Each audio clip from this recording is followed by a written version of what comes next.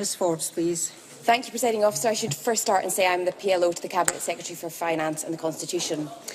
Back in May, Ruth Davidson declared that being a strong opposition did not mean, and I quote, shouting louder or emoting harder or a more frenzied gnashing of teeth, which is almost prophetic because that is precisely what the opposition has become in this debate. And to continue the theme with other speakers, in this chamber we have a parliament of minorities. And whilst the SNP still has more MSPs than the Conservatives, the Liberal Democrats and the Labour Party put together, we're all minorities. We're parties elected by the people of Scotland on different manifestos, with differing policies, plans and priorities, but with one job to do. And that is to govern at all times for the people of this country. And the single most important function of this Parliament and this government is to pass a budget. How we do it is a mark of maturity, which is distinctly lacking in this process so far. So to deliver that budget, there's both a responsibility on every party to genuinely suggest credible ideas and an opportunity for every party to actually achieve something.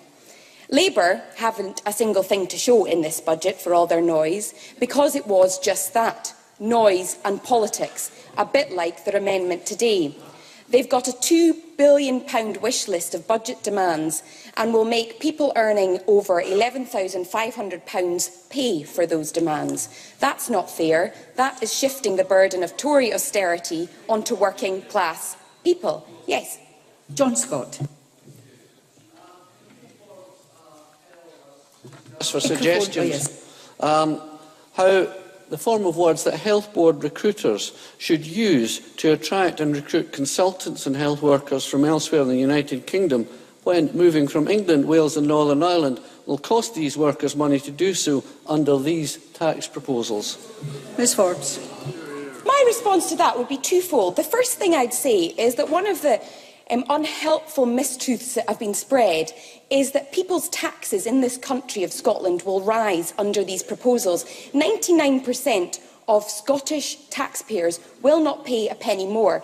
The second thing I'd say to the member is that if you move to this country, you get free childcare, you get free prescription charges, you get free education for your young people, and you get free personal care for the elderly. So if that's not an attractive proposition, I don't know what is.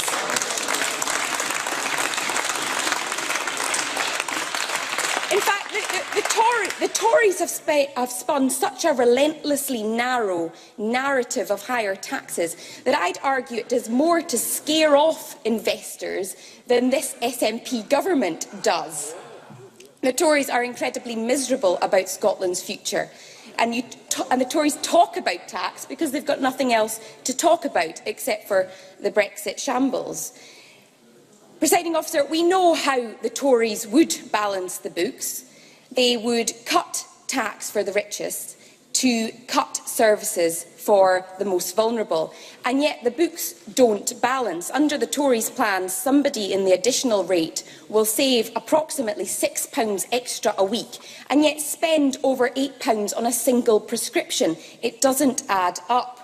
Back in May, the First Minister said she'd work hard to build consensus and partnership, but she wouldn't do it at the cost of inertia in this Parliament. And despite the apathy and the lack of engagement on both sides of the chamber from the Labour Party and the Tories, we still come today with a budget for the people of Scotland. This budget recognises the pressure on our public services, so will not cut taxes for the top 10% of earners at the cost of care for our elderly, education for our children and services for our society. The budget also recognises that real people still face real tough financial times, and so we will not raise income tax. And here's the news. Yes. Daniel Johnson. Please wait to be called, Mr Johnson. Sorry. Daniel Johnson. Would the member please explain to me why it's so unthinkable to use income tax, while her party is more than happy to force councils to put up council tax, and that is perfectly justifiable? Ms Forbes. My response to that would be be quite simple. My response to that is that the news flash is that real people out there in the real world who are not interested in our political rhetoric are struggling to make ends meet. And Labour's plans would mean that those earning over 11,500 would start paying tax. That is shifting tax for the working class people to pay the more. So we have not increased taxes. But I want to close with a reminder of what other parties may find themselves voting Members against. in their last minute, Ms. Lamont. I want to close with a reminder of what other parties may find themselves voting against tonight.